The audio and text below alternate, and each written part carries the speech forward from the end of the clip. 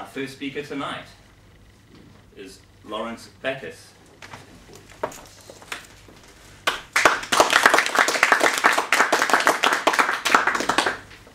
His speech title tonight is The Big Red Bucket. Lawrence Backus.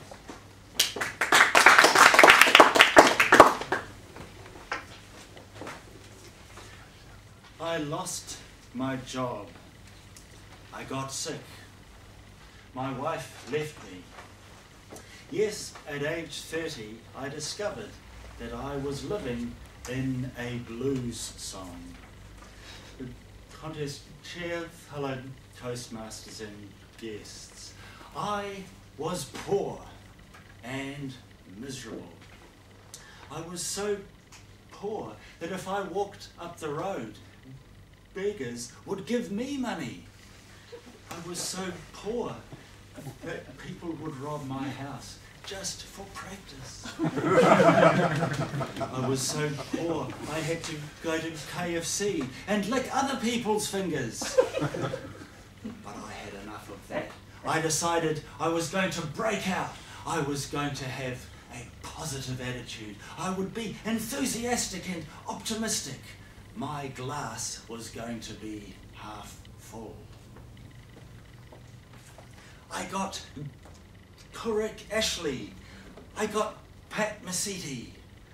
I got Tony Robbins. Financial freedom. 3 steps to creating and enjoying the wealth you deserve. And that was the secret. I deserved to be wealthy. And that was the message I had to send to the universe. Mesiti said, to be a bigger receiver, you need a bigger capacity. I had no idea what that meant either. But then I worked it out. I needed to think big. Now, the problem with these books is that someone will read one and then they'll put it back on the shelf and they'll say, right, I've read the book, now where's my money? That's not how it works.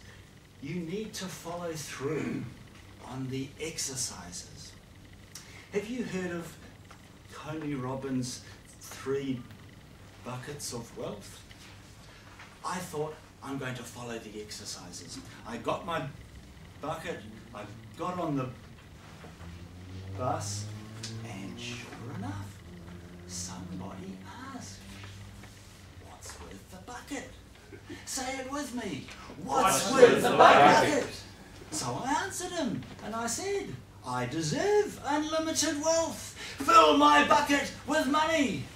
I got off the bus, I walked up the road. Someone looked at me and said, what's with the bucket? I answered him. I said, I deserve unlimited wealth. Fill my bucket with money. I walked into a shop. I put the bucket on the counter. The man looked at me, said, what's with the bucket? I said, I deserve unlimited wealth. Fill my bucket with money. He had me arrested. And they call themselves the Yes Bank. Have you wondered why bankers look so pale and sickly? It's because they lie awake at night thinking up ways to cause us pain and suffering.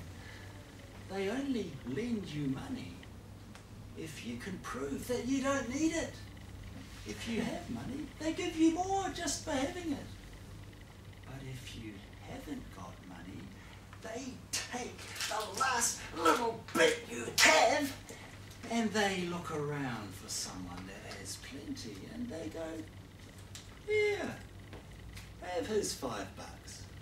What's he doing with it anyway? $5. He's just wasting our time. The hell with him.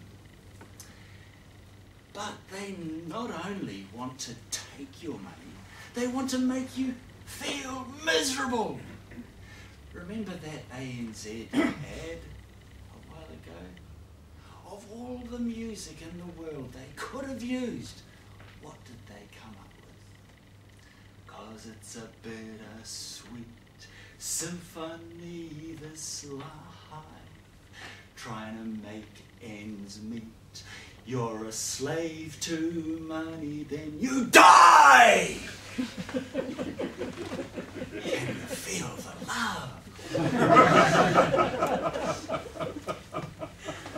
You don't have to be a slave to money. You can have an attitude of abundance. Throw caution to the winds, splash out, treat yourself. Buy something you wouldn't normally buy. I did. I went out this morning and I got some food. You can have anything you want. You can have unlimited wealth. All you need to get started is one big red bucket.